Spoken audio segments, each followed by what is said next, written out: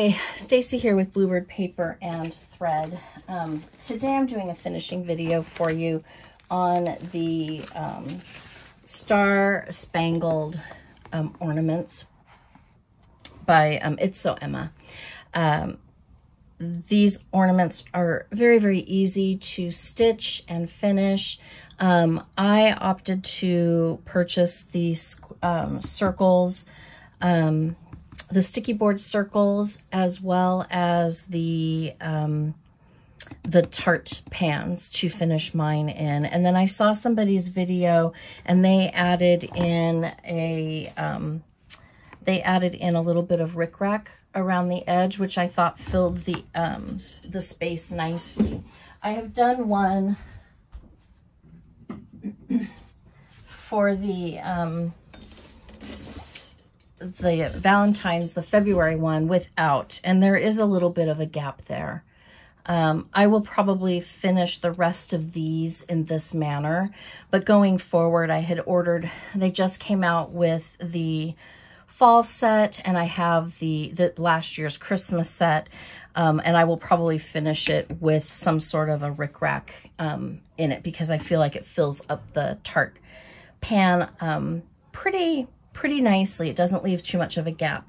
This garland finish was their finish, their being Fat Quarter Shop.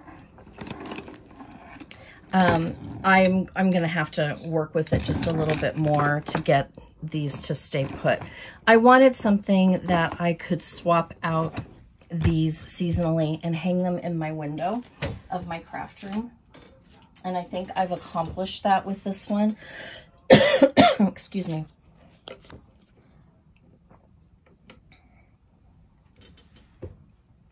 This is the SKU number, the SKU number for the garland. It came with some clothespins. I just cut those off, and it comes in this natural color, and it also comes in a whitewashed color. So if you're interested in that, you can do that. The fabric, the sticky circle, the tart pan, of course the chart, the floss, it all came from Fat Quarter Shop. I bought it as a bundle, just because I just wanted to have everything that it called for together in one spot. I didn't want to have to piecemeal it together.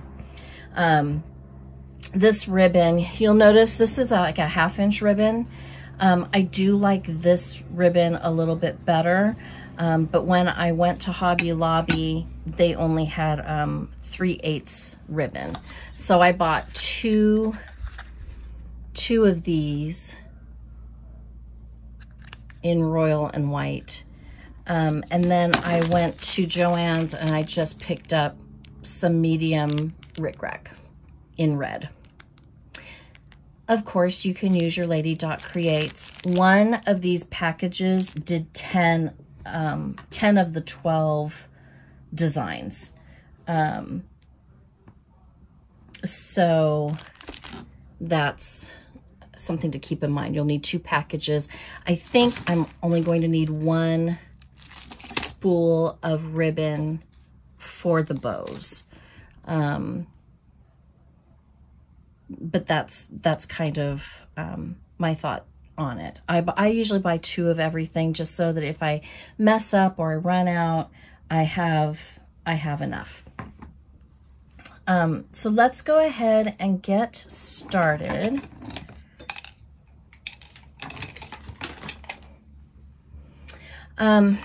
What we're going to do is you've cut your fabric into a square, and then what I do is I take, here we go, this is the circle, and I take this circle and I just kind of put it down over the design and I cut around. This might be a little narrow. It's okay. If you have a little less experience with this kind of a thing, leave a little bit more space around it. It will give you a little bit more of a cushion. I'm using just a heavy duty, white thread by Coats & Clark. A button thread would work, any of that kind of a thing.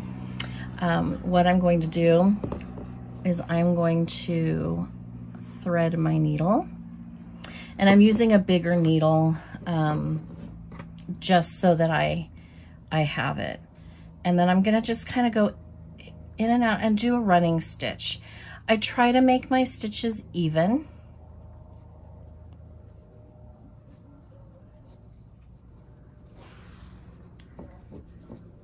Because it will gather nicely if you do that. I'm not cutting a length off of the spool. I'm just pulling it straight from the spool. That way I don't cut too much and I don't cut too little. It's a nice, it gives me space to have as much or as little of this as I want. Okay, now that that's done, I'm gonna go ahead and I'm gonna cut this ribbon, this thread, not ribbon, and I'm gonna put this aside. For the press-on sticky board, I'm gonna peel the edge, or peel the release paper off, and I'm gonna stick it on. For this one, because it's a tan, the warm and natural will work just fine. And I'm just gonna stick it on there, and then I'm gonna cut it out.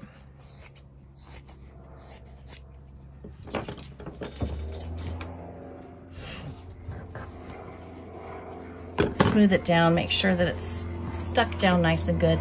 This is gonna give you that padded look and that padded feel. Plus, if there ever comes a time where you want to remove this from the Tart tin and use it for something else, you have that option. So I'm just gonna cut around. I kind of hold my scissors at a slight angle so that I can get right on that edge.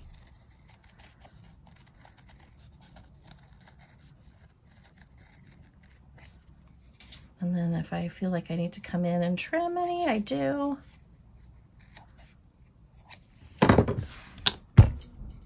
So I have my circle and I have my design.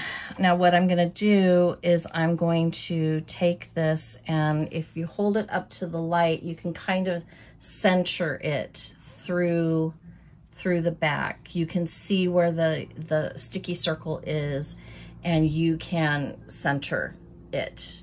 Doesn't have to be absolutely perfect, but you want it to be close, as close as possible. And then what I'm gonna do is I'm gonna take my two tails and I'm just gonna pull. Okay. And then I'm gonna tie these off. And I'm gonna use a little trick that I use in my paper crafting all of the time. I have some reverse tweezers here, and I'm just going to reverse tweeze that knot just so that I can get a good grip on the remaining thread to tie that into a nice little knot.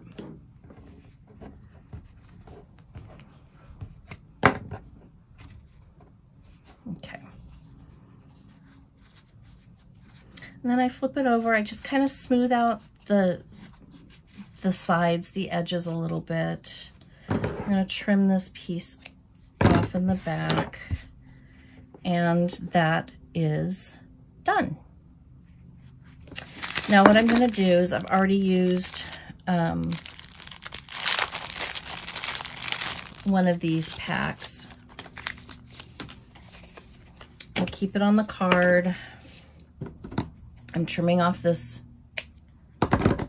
And then what I'm going to do is I'm going to use some hot glue. It's very drippy over here. And I'm going to start at the top. Because you want your You want the point where where your ric-rac meets to be up by the hole here where the hanger is, because that's where your bow is going to go, and it's going to hide any imperfection there. So I'm going to start at the top, and I'm just going to do a little bit of a bead here of glue. You can do half. I have done the whole part of it.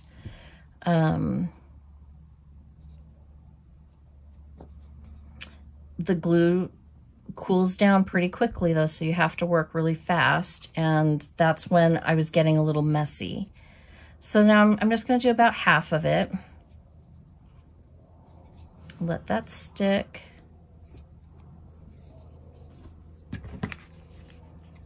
And then I'm going to come back in, I'm going to do the other half.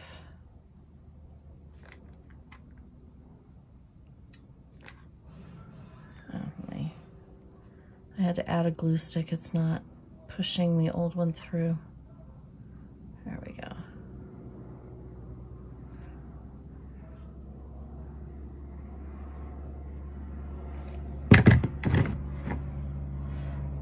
Didn't quite do the half because I was struggling a little bit with the glue.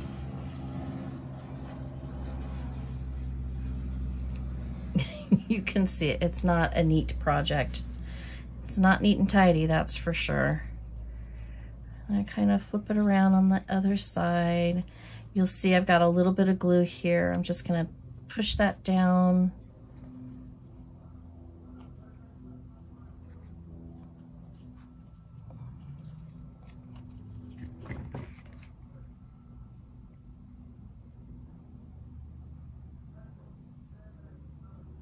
And I'm going to finish it off.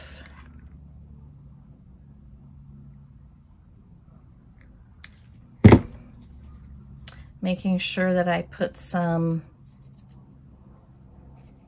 on that beginning piece, or the beginning of the start. If I got off camera there, I apologize. Okay. Now I'm going to cut this piece down. And then I'm going to take my hot glue gun while I still have it. I'm just going to add some hot glue here.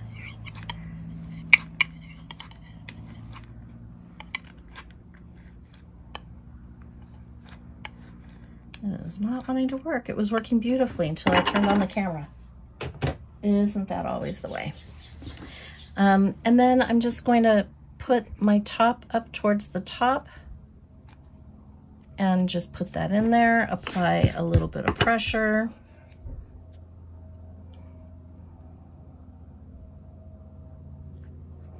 And that's done. Let's do that step again. I've got a different one that I had already kind of pre-finished, and you can see this one has more fabric around on the inside than this one does. I have a little bit of experience working with fabrics and things like that, so I don't get too worried if my margins are a little small. If they were too small, I would have been really, really bummed though, because I would have had to restitch it, and I in my head, I'm done with it. But we're gonna do the same thing. Let my glue gun heat up for just a minute. I find that if I start my ric-rac on the down slope at the top, it works a lot better.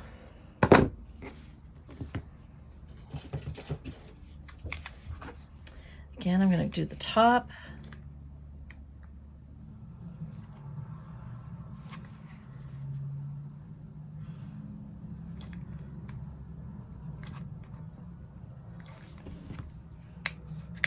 I wonder if my glue gun, it'll turn off automatically. I'll just let that heat up for a second. While I'm waiting, I will just start this process so I don't lose that hot glue.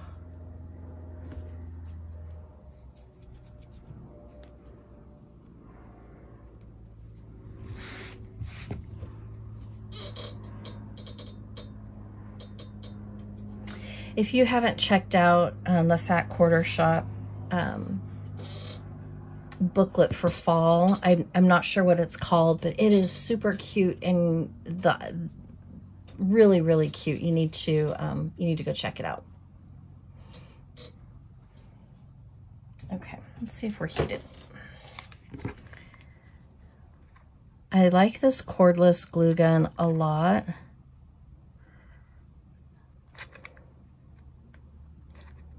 But for some reason, it's not working now. I don't understand. I'm going to come back to you. Okay, I'm back. I think I have it fixed. We'll see. Okay, so I'm going to continue with the bead of glue. Oh yeah, that works perfectly. I couldn't figure out what the problem was, and it wasn't grabbing my glue stick, the new glue stick that I put in that pushes the other one through. So I took it out and I turned it around, and that worked just fine. Checking it, turning it over, it's stringy. Super stringy.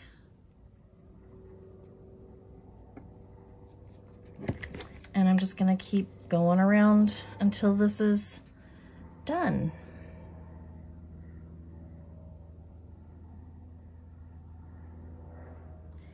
By going a little further around, it has an opportunity, the glue has an opportunity to kind of just cool down just a skosh so it's not quite as hot, because your fingers will get in the glue. And if it's too hot, it'll burn. Now they do have, I believe, silicone things that you can purchase to put on your fingers when you are working with hot glue. I have not purchased any of those. When I've tried those in the past with different things, it has not worked out really well. They're cumbersome and I can't maneuver them. I'm going to trim that little fuzzy piece off just so I don't have it conflicting. And there we go. Now I'm going to take my tart pan and I'm just going to add some glue here. If you add too much, it will push out on the edge. Ask me how I know. And then you'll have hot glue everywhere.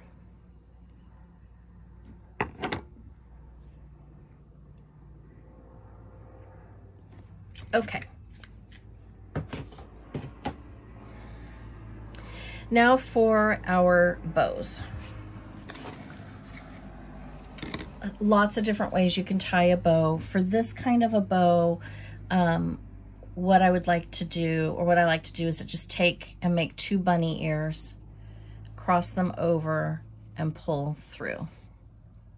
Then you can kind of play with the tails a little bit. You can make it as big, as small as you want. I like to fluff my bows a little bit, and then we're going to do the end. You can go at an angle like that. I started doing these with a little bit of a fishtail finish, so that's what I'm going to continue to do with this one. I just eyeball it, and then that'll sit right on top just like that. Let's try that again. Got my my ribbon. I still have it attached to the spool. Bunny ears, crisscross, go through and pull.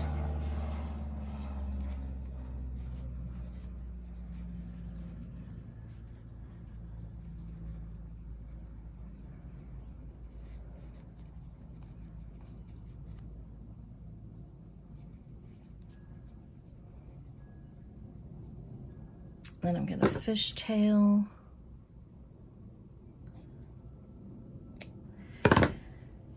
Pay attention to how you do that. If you noticed, I was going to go the other way and it would have fishtailed at a point. Let me show you, see? So make sure that you're paying attention to how you're fishtailing, that your scissors are pointing downward. And you can see that goes right there. Now let's get out the hot glue. The nice thing about the hot glue is that it'll fill in this space. I'm fairly generous. And that kind of keeps that jute cording in place too, which is nice. Do it again. And you can see it covers up the imperfection. I have that imperfection at the top.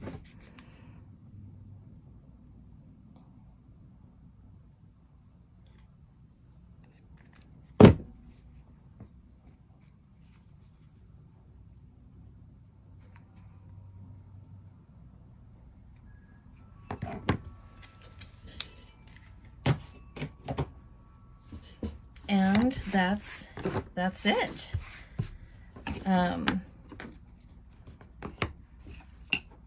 Red, white, and blue. And on my piece here, things have moved a little bit.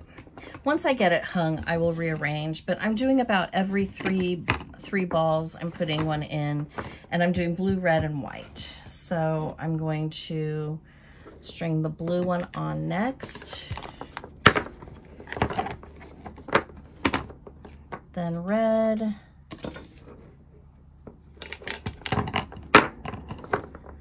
and then white.